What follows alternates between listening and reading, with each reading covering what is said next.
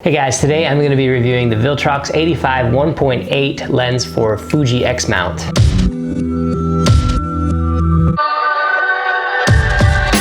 When Viltrox reached out to me and asked if I'd like to try this lens, I'd never heard of them, and I admit that I was skeptical. I honestly expected this lens to be extremely subpar, but the thing that sets this apart from other lenses that support Fuji X mount is that it's fully autofocus. To my knowledge, the only third-party manufacturer to make autofocus lenses other than Viltrox at this point is Zeiss.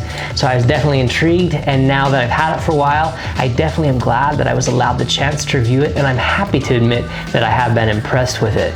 Now, the biggest question everyone will have in regards to this lens is whether it is a viable alternative to the really amazing 90mm f2. For those who have not seen my Fuji portrait lens comparison video, my own conclusions are that the 90 f2 is extremely remarkable, and it remains my favorite Fuji classic portrait lens, even over the 56 1.2. So for me, as I review the Viltrox 85 1.8, it's got some really stiff competition, and I almost feel bad for it. Viltrox picked one of Fuji's best lenses to contend with, so for that alone, Viltrox deserves a pat on the back. Price-wise, the Viltrox 85 is currently for pre-sale for $379 USD on eBay, though that price has fluctuated since they first announced the lens. The Viltrox rep did assure me though that the price would now remain the same, and I'd have to say that's a pretty remarkable price, quite the undercut for Fuji's Pro line of lenses. If it can even take a solid step towards competing with the 90mm f2, I'd say that's a really great value. When it comes to build quality, there doesn't seem to be anything cheap about the lens itself. The lens is all metal and has some serious heft to it at 636 grams or 1.4 pounds. It's a bit heavier than the 90 f2.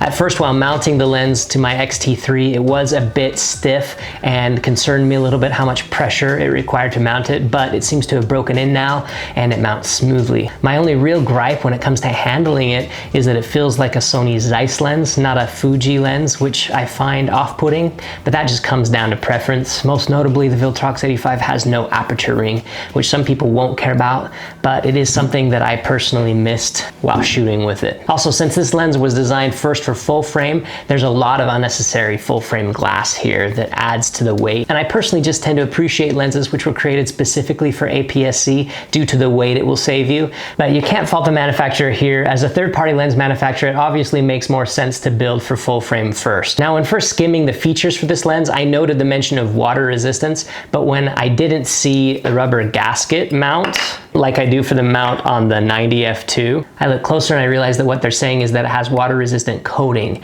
I'm not sure exactly what that means, but it means that I'm not going to take this out into the elements like I would with the 90 f2. For autofocus, the Viltrox 85 uses a stepper motor. It's nice and quiet, and while the linear motor of the 90mm is also quiet when focusing, when it is disengaged, it clunks. You don't get that clunk with the Viltrox 85. Looking at image quality, this is where I was most impressed with the Viltrox 85. It was convenient timing for me because I was also in the middle of a review, or I guess a comparison between all of Fuji portrait lenses, so I was able to bring this along to the tests I was doing. When it comes to sharpness, to my eye, when you look at the Viltrox 85 and the Fuji 90 f2 side by side, the 90 wins only by the smallest of margins near the center. Looking at the corners though, the Viltrox is much softer, and though it gets sharper as you move towards f8, the Viltrox is never able to close the distance. However, when compared to the 56 1.2 at similar apertures on the wide end, they are very comparable. The sweet spot for the Viltrox 85 seems to be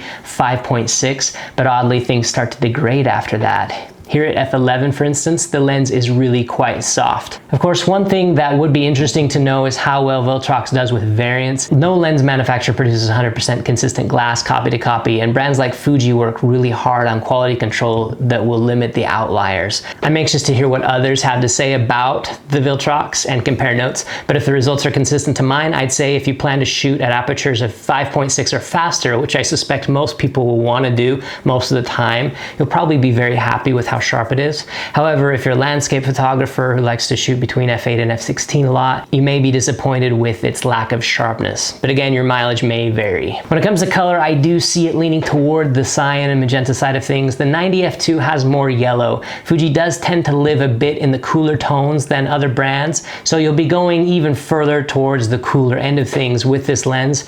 However, that shouldn't matter too much, as it's pretty simple to correct that in post. When it comes to bokeh, everything looks very nice to me. Color fringing seems to be well under control, and things appear to be smooth and creamy for the most part. However, at certain distances behind the depth of field, I notice that there is some doubling that can happen, which contributes to a bit of a jittery bokeh. However, I've only noticed this with photos with strong vegetation, and again, it seems to only happen at certain distances.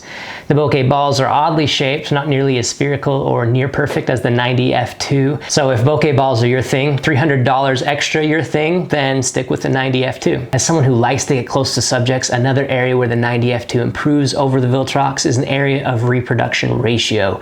The 90 f2 is pretty decent at 1:5, whereas the Viltrox 85 lives at 1:8, but that's still better than the reproduction ratio of the 5612, which is at a 1:11, which to me has been frustrating in the past. Now, the big question on everyone's mind is how this thing does with autofocus compared to native Fuji lenses, and the results here were mixed. Actually, they weren't mixed. They're mostly just bad news for Viltrox. Comparing this lens to the 90 f2 focus from infinity to near focus in good light with high contrast objects on the X-T3, I found that the 90 f2 focuses 0.77 seconds faster than Viltrox on average. And in low light, I found the difference to be even greater at about a full second difference between the two. The other thing I noticed was how unreliable it was when trying to face track with my kids when they were playing. Granted, this is a challenge for any lens, but even when pushed, the 90 f2 seemed to have an easier time grabbing focus and snapping away shots than the Viltrox 85 did.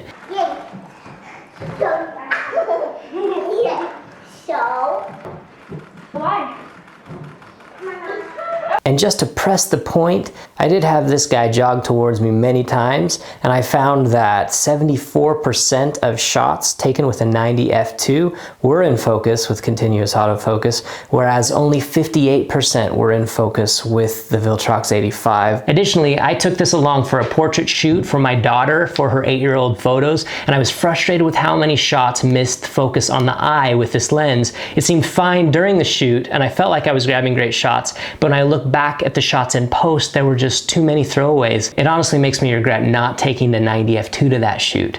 But in general, when it comes to focusing, I do think Viltrox has some room for improvement, and maybe they will improve it as they refine the firmware integration with Fuji. And speaking of firmware, people have expressed concern about the firmware, whether the future Fuji firmware will brick this lens or make it obsolete. Viltrox has reassured me though that they fully plan on updating the firmware with new Fuji updates and keeping it backwards compatible with older Fuji bodies. And so as far as updating the firmware, it is pretty painless. I've already done that once. Just connecting a micro USB cable to the computer on this port and dragging the firmware onto the little drive that opens up, and it will self-update, and it's very painless. The only odd thing is that there is no micro USB cable in the box when it's shipped. Of course, that's not a big deal. We all probably have an endless supply from our cheap electronics, but I did think it was odd that it didn't ship with that. Okay, bottom line time. Do I think this lens is a viable option for the budget-conscious Fuji X shooter? I do think it's a pretty great value. I could see a lot of photographers being extremely happy with this lens. I was legitimately impressed with the image quality, and for the price, it absolutely exceeded my expectations. However, as a portrait photographer, I cannot use this lens. Nailing focus on the eye is already something that Fuji isn't quite as good at as Sony and Canon, and from my experiences the last few weeks with it, I believe this lens would contribute to more missed shots. And so it's not something that we can use in those settings. And when you add to that the sluggishness of the AFC, it's just not going to work for us for photographing our kids. So if you're a budget conscious portrait or lifestyle photographer or a dad, I'm going to recommend buying something else, buying something used, or going with something like the 50mm f2, at least for now. However, if that's not the type of photography you do, if you don't mind changing your aperture with a dial rather than a ring, if you don't mind the extra weight, and you don't mind a bit of softness at f8 and beyond, again with a caveat that variance is real, then I can't think of really much else that you'll miss reaching for this over the 90 f2, as the Viltrox 85 does represent a really great value. But guys, that's all I've got for you on the Viltrox 85 1.8 right now. Really looking forward to seeing where Viltrox goes from here. They definitely have our attention, and I will be as anxious as anyone to see what firmware updates they can make to potentially improve the autofocus. If they can nail that, well then Fuji's gonna have to look out. And as Fuji X photographers, some healthy lens competition is good for all of us. But that's it for now. I really hope you enjoyed this review. I wish you the best in your photography endeavors, and just like always, remember, kindness before cameras.